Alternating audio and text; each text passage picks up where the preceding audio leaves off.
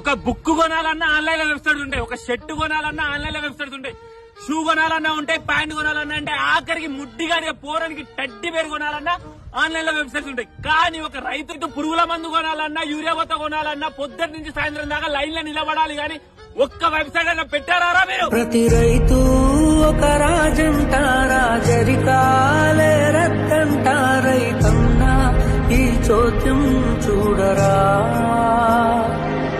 ప్రతిరోజు ఒక వార్తను వై కనిపిస్తావు పార్థివమై రైతన్నా ఏ రాజ్యం నీదిరా.